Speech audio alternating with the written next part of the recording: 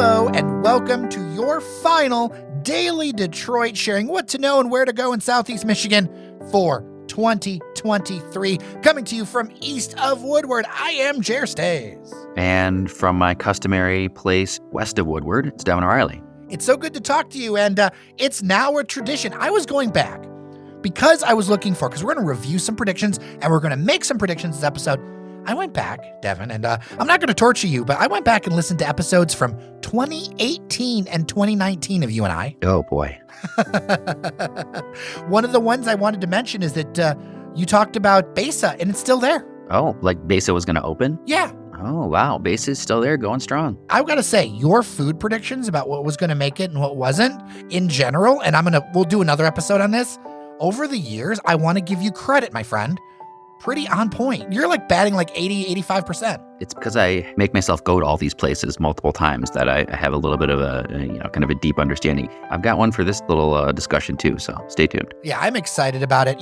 Looking back, I want to say, before we get into this, thank you so much to so many of our listeners, our newsletter readers, our Patreon members, patreon.com/dailydetroit. It is such an honor to do this every day and to share these conversations with you and talk about a city and region that we love so very much. Sometimes a little tough love, but a lot of love. And I just want to say thank you before we get into this, because it is a real privilege and an honor to be able to do this every day. I am humbled every time I run into somebody who listens to the show, people who I know, people who I meet. It's always kind of crazy because I just picture you and I just talking and like, there's no ears on the other end. It's just you and I having a good time talking. So the fact that people are actually listening to this and, taking in our information is kind of crazy. It's kind of easy when you're in a padded room to think that you're insane. And that's what we do. We're going to do more from the padded room at Tech Town in the new year. Yeah, that's an exciting thing that I can't wait. I'm planning to have Ned Stabler and some others on the show to talk about it. There is so much for 2024. And by the way, if there is something specific that you want more of or that you really resonate for 2024, dailydetroit@gmail.com, because I want to hear it. We're always up for the feedback. We made some great plans, but we cannot do this without you. So dailydetroit@gmail.com. Let's get into reviewing what we predicted in 2022 before 2023. And then we're going to make some bold predictions for 2024. How does that sound? Sounds great, Jared. Let's see how we batted in our 2022 predictions. All right. First one. Small is the new big with retail, that it's better to be merchandised or better merchandised, that the idea of the giant store is going away and we're going to see more small but impactful retail and experiences.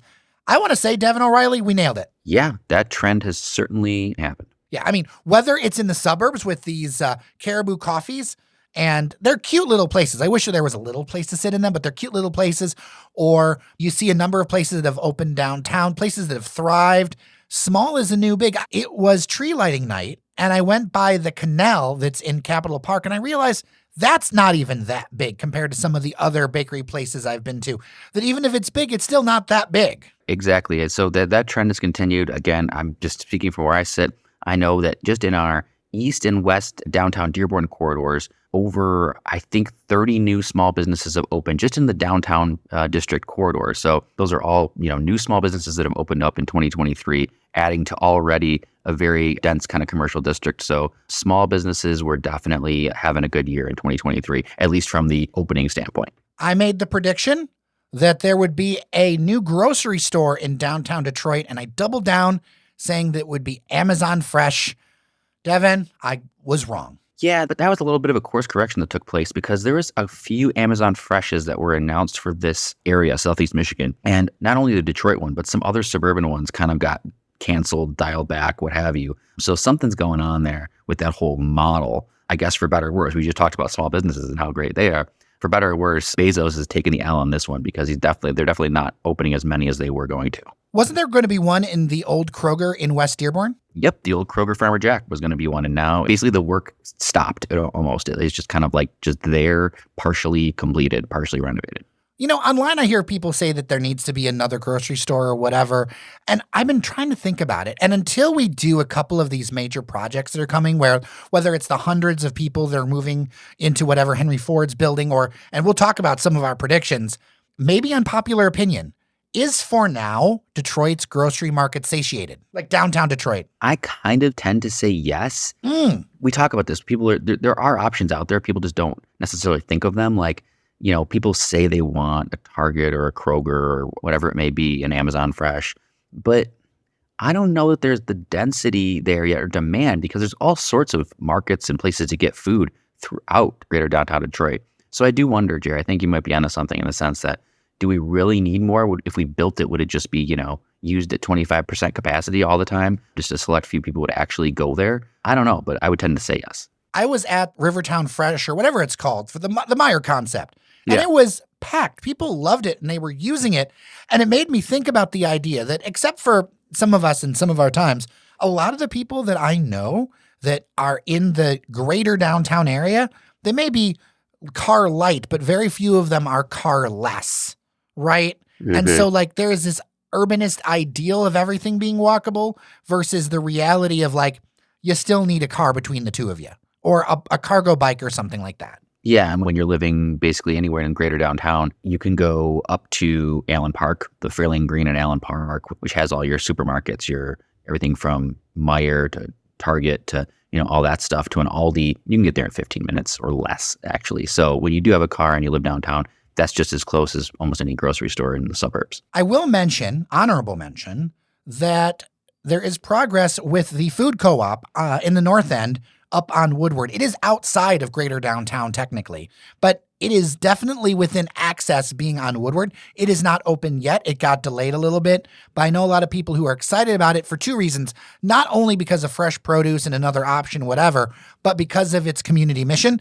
And so I'm interested to see what impact that's going to have when that opens in 2024. It's a great project. We've talked about that a lot. More to come on that. It didn't quite open in 2023, but it'll be a really, really cool addition to the scene and the sector, and really be great for that area come 2024. You mentioned more, quote, Swiss Army choose your own adventure places, unquote, where you can do a little bit of everything in the vein of congregation.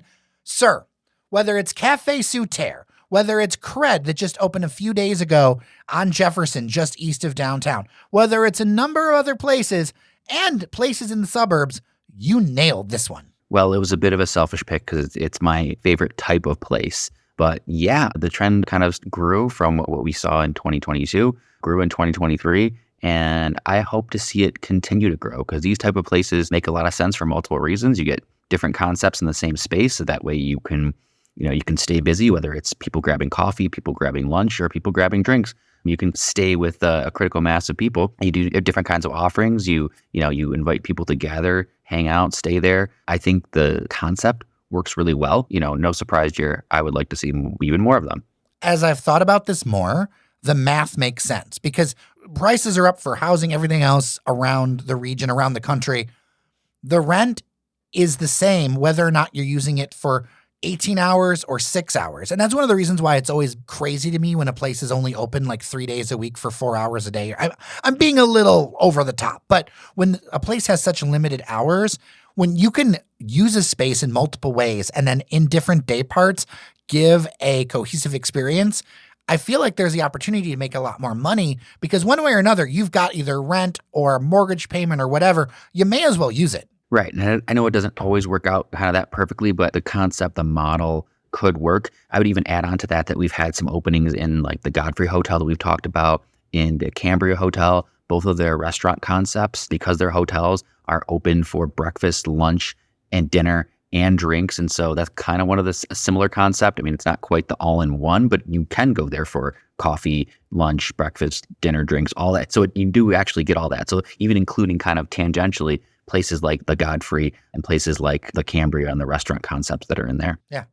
Another one, you said it's time to leave behind the term sober, curious, and normalize to have a drink or not have a drink, whatever you do, but get rid of this back and forth kind of thing where it's to normalize it, but also just be like, hey, whatever you want to do, but we're not going to make a big deal of it. Right. I was sick of the buzzword. I was sick of the propagating of the term, the sober curious. It was kind of like, look, you do what you want to do. If you are truly completely abstaining, then you're not necessarily curious anymore. You just don't drink alcohol, and that's fine. And if you're someone who, I have a drink once a month, I'm sober curious. No, you're not. You're just someone who likes to occasionally have a drink once a month. So I would just like to see the term be done for, because I think there's just better ways to talk about and to describe those different kind of life situations. I feel like you nailed this one too, because you've got the generational shifts happening. I know that we have a number of people in our inbox that want us to do a Saturday get together, like a brunchy kind of thing, something with coffee. And we're going to do something like that a couple of times in the new year. I know that when we had happy hours at Castalia, shout out to Castalia Cocktails. Thank you so much for your support over 2023. It was something that was totally normalized. There were people who came there and just had a non-alcoholic drink. There were people who had alcoholic drinks, and it was a great vibe that everybody just came together. So I want to give you points for that. There's also this thing that popped up in this city and is in, I think, 8 other cities, including New York. It's a group called Absence of Proof that throws non-alcoholic drinks where, it's about having fun. I do want to get them on the show because I think it's an interesting concept in seeing how things shift. And I still enjoy a drink, don't get me wrong, but it's that balance out. It's that inclusivity of it, Yeah, absolutely. I love the name Absence of Proof. Fantastic branding. Love the name of it. Just to reiterate, I think having a brunch get together sounds fantastic, and it's a great an opportunity for someone to say, hey, I want coffee. Hey, I just want some orange juice, or someone to say, you know what? Hey, I want a mimosa or a Bloody Mary or an Irish coffee, and no one knows or cares. We're just all enjoying ourselves in the company. I think that's what it's about. Before we move to the last one, what is in your ultimate Bloody Mary? Because I know you're into that. Gosh, Jerry, very timely because I've had one over a break. To me, the key is what's not, and I hate a chunky Bloody Mary mix. I don't want to be sucking up chunks of vegetable or like whole peppercorns. That's so annoying to me when drinking a Bloody Mary. So to me, it's about a very smooth textured mix, about a balance. You got to get some Worcestershire in there. You got to get some Frank's or some hot sauce in there.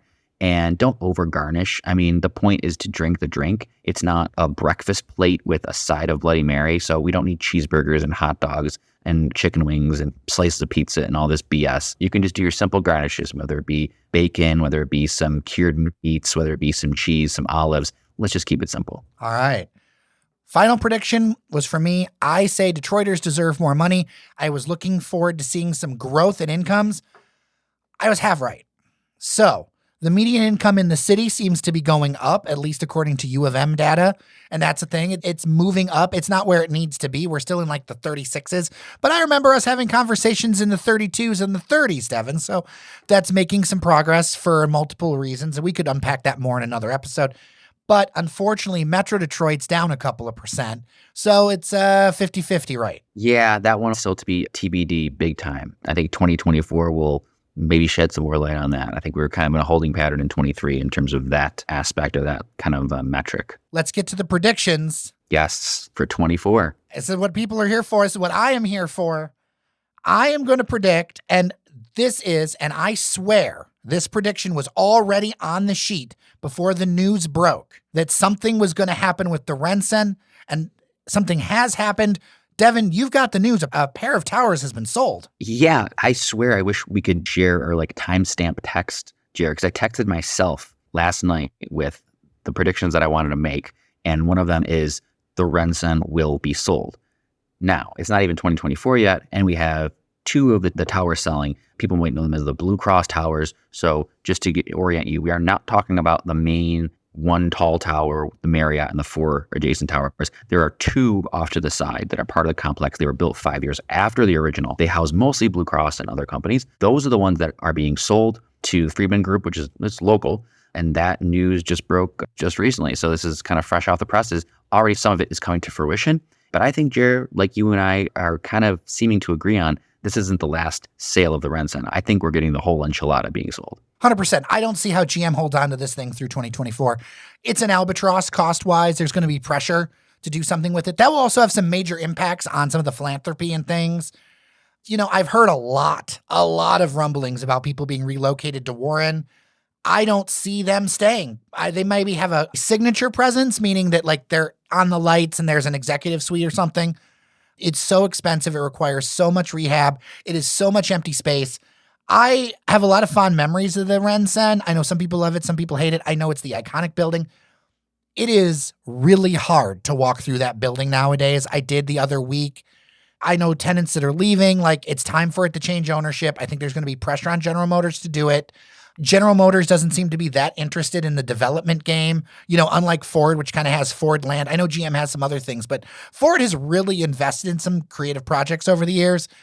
I think that this is not going to be the bulk home of General Motors, and maybe they keep an executive presence, but I think by the end of 2024, this thing's going to be sold, and there's going to be a lot of change on the riverfront. Yeah, they won't own the building. The bigger question is not, will it be sold? So I think we agree it will be. The bigger question to me is what it will become, because, it's one thing to say that you want to sell it if you're GM. What does a buyer do with it? Yeah, what does a buyer want out of the RenCen? Either they're buying it at like pennies on the dollar, or even they'll still have to buy it at a discount. But what in the heck are you going to do with it? I think we've talked about residential conversion being the most obvious on like the premise of it, but we've also talked about how insanely expensive that would be. And in the current climate of development and construction and all that, I don't know any financial wizard who could get you to being able to buy the RenCen, renovate the entire thing, convert it to residential, and somehow make money on the residential. I just don't think that exists right now. I think a lot of projects are contingent on some legislation that's going through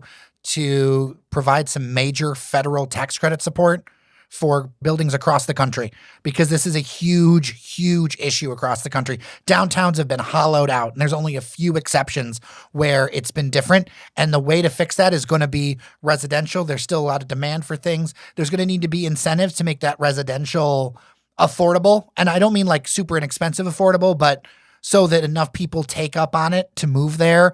This is going to be a huge thing, because there are downtowns across America that the pandemic has just decimated, and buildings that they have decimated. And in that, I would like to see the Penobscot done too. Nice. I would love to see that too, Jer. That is in really rough shape. Are you predicting that it'll happen? This is a prediction episode, Jer. I'll take it, yes. All right, done. Sold. I won't say the project will start, but I think that there will be movement. All right, perfect. Well, that would be great news for everybody around here. I've got another one, Jer, I want to throw out. Let me take the temperature of you on this, because I'm thinking we may be feeling similar things, because we talked to some people and we get the similar vibes at least. There's a mayoral election in 2025 coming up. And I'm thinking that in 2024, we are going to hear from our current mayor, Mike Duggan, that he will not be seeking re-election. 100%. I'm with you. We're in the last term of the Duggan administration, and of his own choice, why not go out on top? He's been doing the job for years. There's a lot of things that he's done well, but there is a lot of work to be done for the next stage of Detroit. And it's going to require a lot of vision. And I'm not saying he's visionless, but there needs to be a set out, like, what is Detroit going to be? The other thing is that it allows another round of fundamental changes. The bankruptcy did a number of things, some good, some bad. But there are a number of fundamental organizational changes that have to happen, that the only way they happen is if you don't care about being reelected. And that is going to be the signature of that. You and I have both heard running for governor, running for lots, whatever. But I think that at some point it's like, hey, you did what you could. He's well respected by a lot of people. I know a lot of people will be in the comments saying they don't like him, but I think it's something where he's been there a long time. And in order to do the next stage of changes, you need to be able to be fearless. And to be fearless means you're not going up for re-election. You're able to get rid of some sacred cows. That's true to a certain extent, and I agree. I'm sure there's going to be a lot of flack for the mayor, and some of it may be deserved. But at the end of the day, God, the guy never even was challenged for mayor. No. He was an incredibly powerful mayor, strong mayor. Or is a powerful mayor. He's not gone yet. This prediction isn't true. This is 2024, Devin speaking. Say what you want, but he accomplished a lot of what he wanted to, and still does. But I think what you have to be careful of, Jerry, is you're kind of implying that, hey, he can kind of do some things and behave as someone who doesn't need to run again. But I think we're both kind of thinking he is going to run again for something, just not the mayor of Detroit. So you can't make too big of a swing and a miss. I think he's going to run for governor, and I think to the chagrin of the left, he's going to be really popular because he has cross-party appeal. He just does, and this is a purple state. And I think that the governor's election is his to lose. If he runs for it. It may be to the chagrin of the left. I would say the farther left, right? Well, yeah, I was going to say, it may be to the chagrin of the left in the primary, but in the general election, when he's up against Crazy McLoopy or whoever we're going to put up in the GOP, I think they won't be chagrined as much. Oh, yeah. Look, I can see people upstate and outstate being like, yeah, he did a bunch of things. Yeah, of course I'm going to, if you're not going to vote on that side of the GOP, your decision's already made. Like, if you are on the the right, you're going to vote for whoever the right puts up there. But if you're an independent or moderate, he's a super appealing candidate. Yeah, definitely. He would be a great candidate. I can think of some other ones, but we'll save that for another episode. 100%. We'll see if it's even right. Let's get into a little bit more fun predictions. I felt like we talk about bars and restaurants, and that's kind of, how I started working with you on the show. So I don't think it would be right if we didn't include, or I didn't include, a prediction that was in that realm. And so looking ahead to what I know is coming, what I think is coming in terms of new openings in 2024, I have to say I am ready to declare that Gillies Sports Bar will be the biggest / most successful opening of 2024. Setting high expectations for the crew over there. What's your reasoning? A fewfold, I would say. Quickly, the location. You are on Woodward. Dan picked himself out a really nice parcel there. Prime space on Woodward in downtown, not too far from stadiums, not too far from the rest of his Gilbertville, Hudson site area. So it's just perfectly positioned. It's going to be huge. There's going to be rooftop, multiple levels. So we've got tons of square feet. I don't have the exact number in front of me, but it's going to be a big ass bar. They're adding stories. I walked by the construction and I could see the windows and the facade being added. It's going to be stunning. Exactly. And third, or wherever number I'm at, we need this. I mean, as a sports fan, we have sports fan listeners. I know we have plenty of them. We've got sports fans who contribute to the show. And I think it's just going to be one of those things where we don't really have any quality sports bars. Like, where do you go to watch a game? My friends and I talk about this all the time. Where do you go downtown to watch a big sporting event? Where are we going to watch, the Lions playoff game, if not at your house, if you're going out for it? Where are you going to watch it? We don't have a place like that. And Gillies is going to be that place. So for all those big events, for all those big games, for Sundays, for playoffs, God willing, some other teams make them. This is going to be the place for that. So I just think there's going to be a constant flow of traffic. There's going to be tons of people there. We're going to have the draft coming up, which I think they're going to try and open in time for the draft.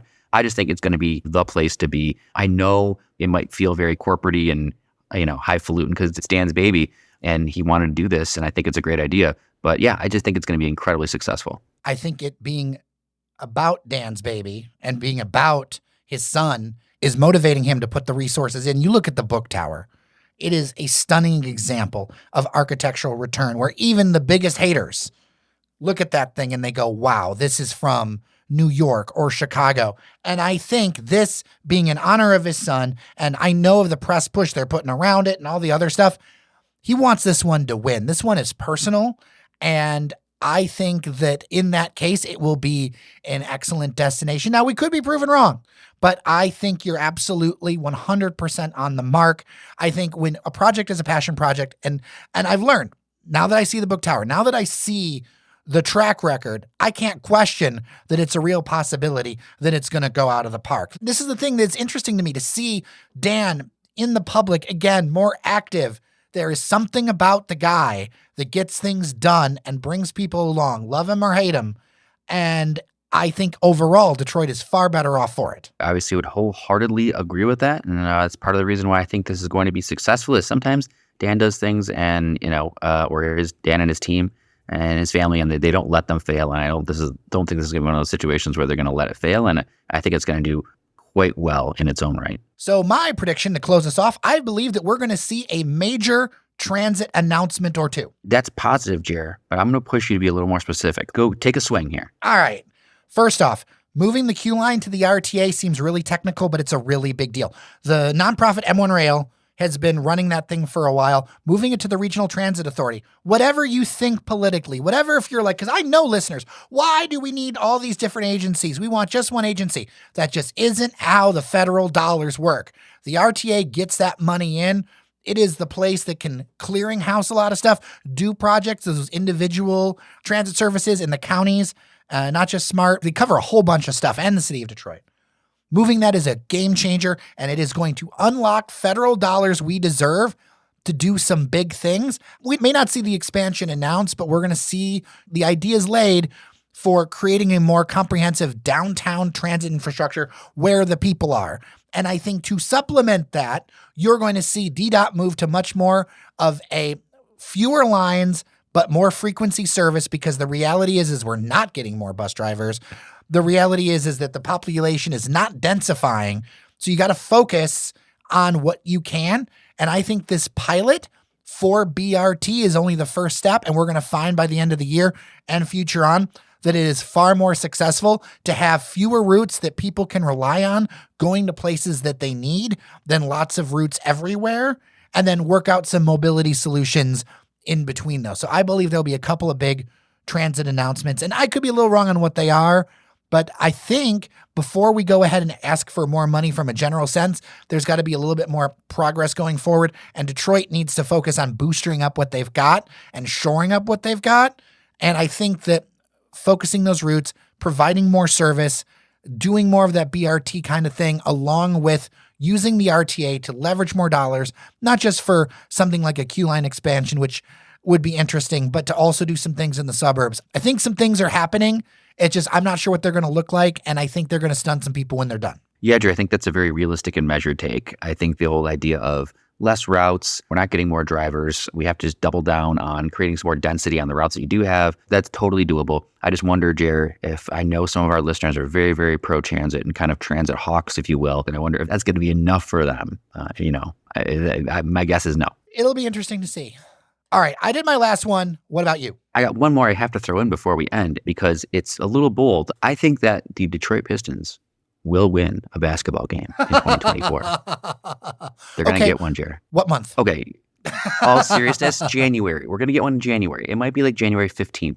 This is the date that's coming to me, but we're going to get one sometime in the middle of January. We still will probably be the losingest team in NBA history. And unfortunately, my feeling is we're still not going to get the number one pick because that's the way the lottery balls bounce for us usually. Oh, man, it's just the worst luck. All right, then I'll give you one more prediction to make. The Rose Bowl is coming. You are a Michigan man. So what's going to happen? Michigan 27, Alabama 24. All right. So Michigan playing for the championship. Michigan for the championship? Michigan wins. I'm not going to have them beat Alabama and then lose. No, they're also going to beat Texas in the next game, in the championship game, 21-17. All right. Devin O'Reilly, thank you for spending 2023 with me and looking forward to 2024, my friend. Same to you, Jer, the Daily team, all the listeners. It was a great year, but we're going to be even better in 2024. Absolutely. With that, I am Jer Stays. Thank you so very much for listening and sharing and rating and spending so much time with us. I really appreciate you. Remember that you are somebody, and we'll see you around town in 2024.